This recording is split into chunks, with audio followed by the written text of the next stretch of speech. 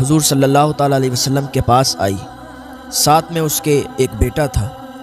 حضور کی بارگاہ میں آ کے عرض کیا، حضور گھر والوں کو چھوڑ دیا ہے، رشتہ داروں کو، گاؤں والوں کو چھوڑ کے آئی ہوں، بس آپ کا کلمہ پڑھ لیا ہے، آپ پر ایمان لے آئی ہوں، محلے والوں کو، گاؤں والوں کو چھوڑ کر آپ کی بارگاہ میں حاضری دی ہے، حضور پناہ دیجیے۔ حضور صلی اللہ تعالیٰ علیہ وسلم نے فرمایا، ٹھیک ہے تم یہاں رہو۔ وہ عرض کرنے لگی، حضور میرا بیٹا آپ کی غلامی کرے گا اور میں آپ کے گھر کی خواتین کی غلامی کروں گی، آپ کے گھر کے کام دیکھا کروں گی۔ حضور نے اسے رکھ لیا، بیٹا حضور صلی اللہ تعالیٰ علیہ وسلم کے ساتھ رہتا، حضور کی غلامی میں رہتا اور وہ گھر کے کام دیکھا کرتی تھی، اس لیے کیونکہ اس نے اپنے سارے رشتے ناتے توڑ لیے تھے، سب لوگوں سے رشتہ ناتا توڑ کے آئی تھی حضور کی بارگاہ میں۔ حضور کو جو بھی دیکھتا تھا حضور کو دیوانہ ہو جاتا تھا، حضور کا دیوانہ ہو جایا کرتا تھا۔ حضور کی بارگاہ میں عورت عریضہ پیش کر رہی ہے، حضور نے رکھ لیا۔ ایک دن ایسا ہوا کہ بیٹا مر گیا، بیٹے کا انتقال ہو گیا۔ صحابہ کرام، جماعت صحابہ کرام نے دیکھا کہ جب اس بیٹے کا انتقال ہو گیا، حضور تشریف لائے، حضور کو بلایا گیا، حضور تشریف لائے، دیکھا کہ وہ انتقال کر گیا ہے۔ حضور نے فرمایا، اس کو غسل دو، اس کے کفن کا انتظام کرو، میں اس کی نماز جنازہ پڑھاؤں گا۔ سبحان اللہ، کتنا خوش نصیب ہوگا وہ شخص جس کی نماز جنازہ حضور پڑھائیں۔ پھر حضور نے فرمایا، اچھا رکو، اس کی ماں کو خبر دو، اس کی ماں کو بلا کے لاؤ۔ یار ماں تو ایسی ہوتی ہے نا، ماں کا پیار، ماں کی ممتا ایسی ہوتی ہے کہ اگر وہ اپنے بچے کے بارے میں یہ سن بھی لے کہ اس کا بچہ موٹر سائیکل سے گر گیا یا سائیکل سے گر گیا یا ٹھوکر لگ گئی، تھوڑی سی چوٹ لگ گئی، اس کی ماں کا کلیجہ ہل جاتا ہے۔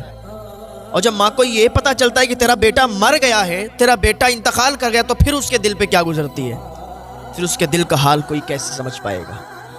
صحابی آئے اور اس خاتون سے کہا، اے خاتون چلو، تمہارے بیٹے کا انتقال ہو گیا ہے۔ جب اس نے اتنا سنا تو اس کی سانسیں رک گئیں، اس کی دھڑکن تیز ہو گئی، چلی، گری، پھر اٹھی، پھر گری اور پھر بھاگتی دوڑتی حضور کی بارگاہ میں پہنچی جہاں بیٹا لیٹا ہوا تھا۔ بیٹا مر چکا تھا، پہلے تو رو رہی تھی، سانسیں رکی ہوئی تھی، لیکن جیسے اپنے بیٹے کو دیکھا اور پاس میں حضور کو دیکھا، شانت ہو گئی، آنسو بھی بند ہو گئے۔ عرض کرنے لگی، حضور مجھے یہ غم نہیں ہے کہ میرا بیٹا مر گیا، حضور مجھے غم نہیں ہے کہ میرا بیٹا چلا گیا، مجھے چھوڑ گیا، اس لیے کیونکہ ہر جاندار کو تو موت کا مزہ چکھنا ہے، جانا ہے دنیا سے، اللہ نے دیا تھا لے لیا، آنسو کیا بہانا۔ لیکن یا رسول اللہ، میرے رشتہ دار، میرے گاؤں والے، میرے گھر والے تانا ماریں گے، تانا کہ تو نے محمد عربی کا کلمہ پڑھا تب تیرا بیٹا مر گیا۔ یا رسول اللہ، مجھے کچھ نہیں، مجھے کوئی پرواہ نہیں ہے، مجھے کوئی غم نہیں ہے کہ میرا بیٹا مر گیا، لیکن یا رسول اللہ میں اپنے رشتہ دار، محلے والوں کے تانے کیسے برداشت کروں گی؟ وہ جب تانے ماریں گے کہ تو نے محمد عربی کا کلمہ پڑھا ہے تب تیرا بیٹا مرا ہے، یا رسول اللہ میں یہ برداشت نہیں کر پاؤں گی۔ ابھی وہ اتنا کہہ رہی تھی کہ حضور صلی اللہ تعالیٰ علیہ وسلم نے اس کی باتیں سن کے اور اللہ کی بارگاہ میں دعا کی تو بیٹے کا انگوٹھا پکڑا اور پکڑ کے کہا، اٹھ جا۔ جب اتنا کہا تو بیٹا کلمہ پڑھتے ہوئے اٹھ کے کھڑا ہو گیا۔ جب اٹھ کے کھڑا ہوا تو ماں، ابھی تو آنسو نکل رہے تھے، رو رہی تھی، بے چین تھی دیکھ کر، اور کہنے لگی، یا رسول اللہ آپ سچے ہیں، آپ کا دین سچا ہے، آپ کا اسلام سچا ہے، آپ کا خدا سچا ہے، اللہ سچا ہے۔